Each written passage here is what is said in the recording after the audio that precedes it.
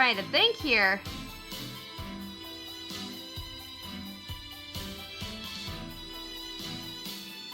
Ah, something cool. Like, seriously.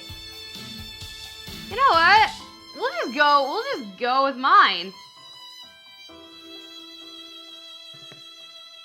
We'll do Tamaki Shinozaki.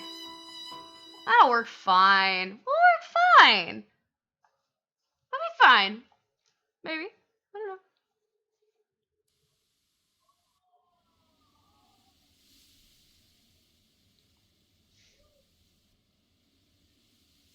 So this isn't real.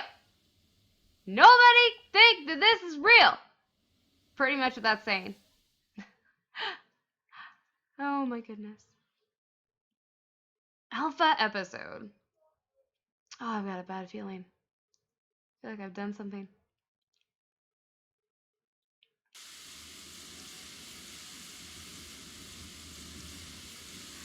The sky is dark. The wind roars as fierce rain pours down. The heavy rain can be heard far and wide, invoking a feeling of sadness. A black cloud is creeping its way along the dark sky. It spreads far and wide as if it is devouring everything. The heavy rain spatters in the forest near the town. It's midnight. The distant town and the forest are all shrouded in an uncomfortable silence. A mysterious visitor breaks the silence a while later. A blurred figure appears in the distance among the dense water mist. Thin steps can be heard in the heavy rain. A man in a black outfit is walking towards the depths of the forest. The forest seems to have a guest tonight. He probably wants to remain unknown, as he is wearing black all over. A giant stuffed bag is on his back. The corners of the bag sag greatly, suggesting that something heavy is inside. The man in black walks quite slowly. He doesn't seem to be bothered by the giant bag. He advances slowly. Some liquid is dripping out of the bag. Ugh. Even on a dark night, the liquid is clearly visible. The liquid's color is totally different from the transparent and pure water. There must be something unusual inside the bag. Wherever he passes by, a distinctive trail is left. To this forest immersed in darkness, the man in black is no stranger.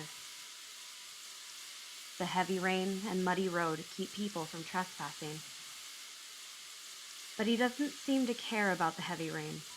On the contrary, he looks like he is enjoying the rain and walks quite slowly. Afraid of waking up the sleeping forest, he barely makes a sound. However, the liquid inside his bag is dripping more and more, and nearly the whole bag is stained. What am I going to do with it? People may notice me if I'm not doing something about it. Is it really difficult to bring the whole thing back? The man's abrupt words break the silence, but he is alone, so nobody hears or responds. His cold voice is drowned out by the sound of the rain. It's okay not to bring the whole body this time. I'm going to dispose of it here. Blurting out these words, the man in black throws the bag on the ground heavily. A muffled sound is heard. Only a soft object bumping into the hard ground could make such a sound. More and more liquid oozes out due to his violence. The man becomes impatient and unpacks the bag rudely. A human body suddenly comes out. It's a beautiful girl who is lifelessly packed in that bag. English! She looks like she is sound asleep. Neither the pouring rain nor the man's violent throw can wake her up. The unknown liquid is from her body. It keeps oozing. Her body is covered by the thick colored liquid. The liquid is her blood. She lost excessive amounts of blood and died. The man stares closely at the girl. She is such a beauty, but she is lying in a pool of blood. Poor girl. Smiling, he draws a sharp knife from his waist. His cold eyes, reflecting the moonlight, are somehow very clear. He slowly bends down and points the knife at the girl, with his eyes filled with contempt and indifference. Wow, we didn't waste any time with this, did we? His knife flashes under the moonlight. The girl's fair skin is cut open, and blood comes gushing out like a spring. She, however, is as quiet as a doll. If she were alive, she would not have been able to stand the pain. The gash on her body continues, gushing with blood, staining his face and body. He dips his finger into her blood and sucks it. Ugh! Delicious. Such a pity not to bring it all back. But I can't risk being spotted, so I'll have to leave it here. Ugh! What did I sign up for? With another flash, he cuts off a piece of flesh from her. It is such a brutal cut, more cruel than ever, that exposes her organs and causes them to scatter all over. Okay, it's enough. He looks at the tender flesh from the girl and glances at her broken body. Doesn't even matter if people see her. Who will be the first to find this poor thing? I really want to know. If her body hasn't decayed when it's found, her flesh will still be edible. What? What? Sir, we need to have a conversation. That's not okay. The man in black bursts out in the cold heart and harsh laughter before quickly running into the depths of the forest. The footsteps once again break the silence in the forest. He soon disappears in the distance. The poor dead girl is still lying in the cold water, with her skin washed pale by the rain. Wow. Okay. So yeah. The Day We Ceased to Live. Chapter 1. Dark Nightmare. So yeah. Okay. Wow. Alright. I'm gonna roll with this.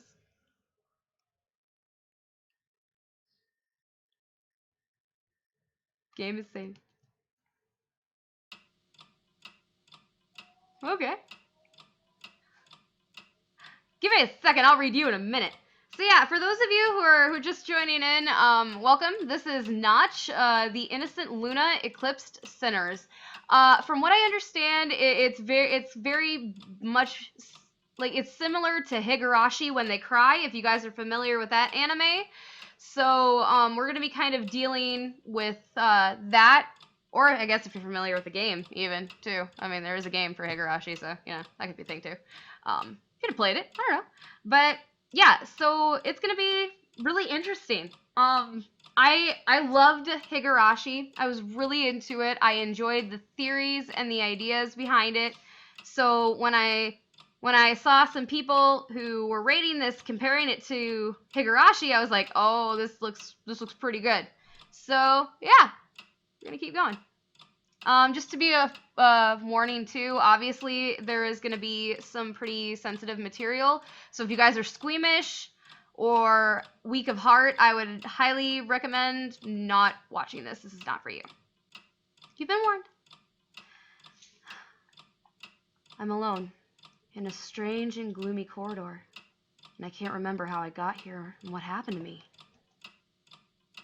The corridor stretches on ahead of me, winding and endless.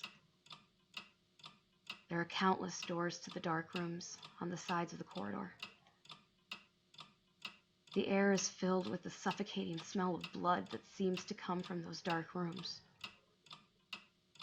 I keep walking in the corridor and stay away from those rooms. I've never been here before. The smell of blood is everywhere in the corridor. What is this place? What is inside those dark rooms? It scares me to think about it. The only thing I want to do is go through the corridor and leave this place as soon as possible. The sound of cold objects colliding, accompanied by the sound of liquids splattering, can be heard unceasingly in the corridor. These sounds creep me out. What exactly is in here? Where's the smell of blood coming from? Kurisaki's fine. He's lived through Heavenly Host. We got this. We can deal with this. I have no idea where those sounds are coming from. What has happened or what is happening in those rooms? Could they be the places where a psychopath murderer dismembers bodies and stores them? Ideas like this can make me very fearful. I'm aware of how chilled and fearful I feel, even though the corridor isn't that cold. I'm afraid something bad may happen to me if I don't leave right now. I increase my pace and walk towards the end of the corridor.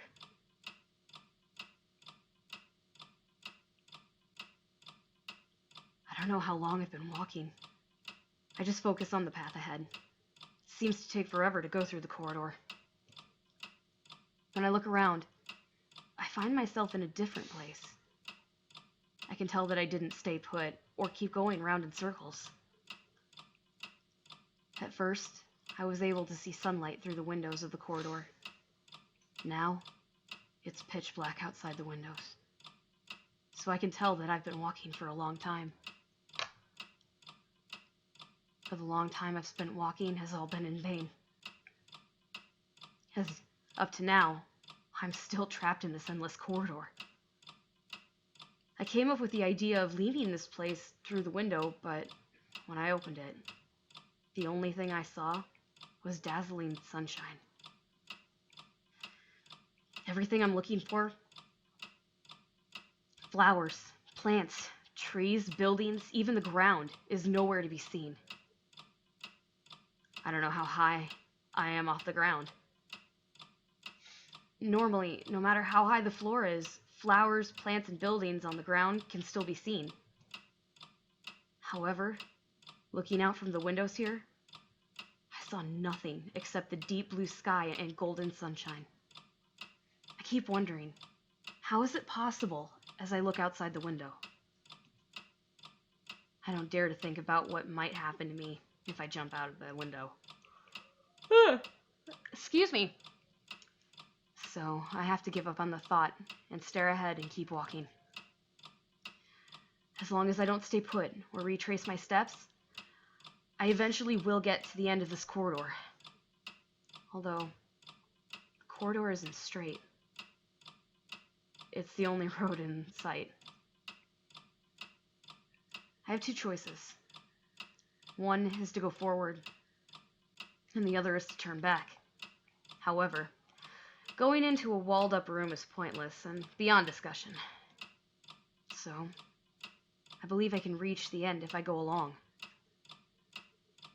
What the hell am I going through? I stop unconsciously and smell a much stronger scent of blood.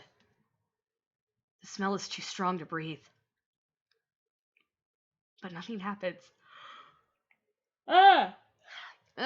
Stop yawning! Jeez! But nothing happens around me. Suddenly, the faded fear clutches at me even more strongly. Could it be that I've come to the storage place where the dismembered body is being kept? Or is it the place where a murder is going on?